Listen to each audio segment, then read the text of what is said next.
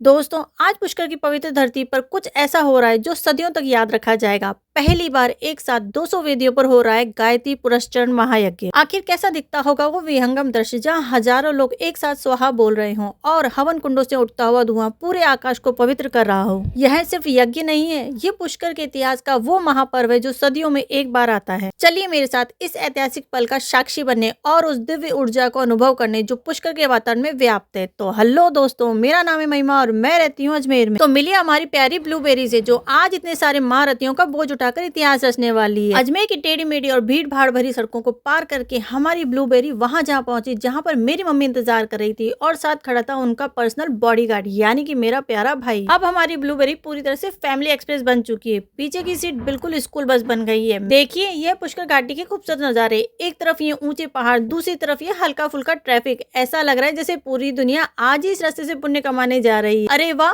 वो देखिए पुष्कर का एंट्री गेट। ये देखिए दोनों तरफ रेत के सुंदर टीले और सामने ऊंचा पहाड़ जहाँ बैठी है सावित्री माता। जय सावित्री माता। देखिए हमारे बिल्कुल सामने उस ऐतिहासिक शत गायत्री पुरस्चरण महायज्ञ का विशाल प्रवेश द्वार। ऐसा लग रहा है हम दूसरी ही दुनिया में आ गए हैं। अब शुरू होती है हमारी पैदल यात्रा। अब हमारी फैमिली एक्सप्रेस बिखर गई है। मेरी मम्मी को इतनी जल्दी है कि वह बुलेट की रफ्तार से अंदर चली गई है। यह शैतान जी अब श्रवण कुमार बनकर अपनी दादी को भीड़ से बचाकर ले जा रहा है। और अब बचे हम दोनों हम सफर इस पवित्र रास्ते पर। ब्रह्मा जी की नगरी की पवित्र मिट्टी माथे पर लगाना तो बनता है। और यह है वह ऐतिहासिक नजारा, शत पुरस्चरण महायज्ञ की 200 वेदियां, हजारों श्रद्धालु और हवा में गूंजता गायत्री मंत्र। इसे देखते ही रोंगटे खड़े हो रहे हैं दोस्तों कि कैसे हमारी संस्कृति और परंपरा आज भी विशाल है। चलिए हम भी परिक्रमा करते हैं। इन ब्राह्मण बालकों की उम्र भले ही कम हो, पर इनका संस्कार और सेवा भाव किसी बड़े से कम नहीं है। इन्हें देखकर लगता है कि हमारी ये परंपरा और ये ऐतिहासिक ज्ञान सुरक्षित हाथों में है। देखो असली भारत। परिक्रमा पथ पर हर उम्र का इंसान, चाहे वह बच्चा हो या लाठी टेककर चलने वाला बुजुर्ग, सब एक ही धुन में मग्न है। देखो मेरी जिंदगी की असली महाशक्तियाँ एक ही फ्रेम में, मेरी मम्मी, मेरी सासू माँ और मेरा जूनियर ब्लॉगर। यही है वह पवित्र चौखट जिसे हम माथे से लगा रहे हैं, क्योंकि यह सिर्फ मिट्टी नहीं, सदियों की आस्था का तिलक है। एक तरफ ये ब्राह्मणगण पूरी निष्ठा से महायज्ञ की तैयारी कर रहे हैं और दूसरी तरफ यह परम शांति। जब इतने सारे ब्राह्मण एक साथ एक ही स्वर में गायत्री मंत्र का पाठ करते हैं तो हवा में एक अलग ही वाइब्रेशन महसूस होती है।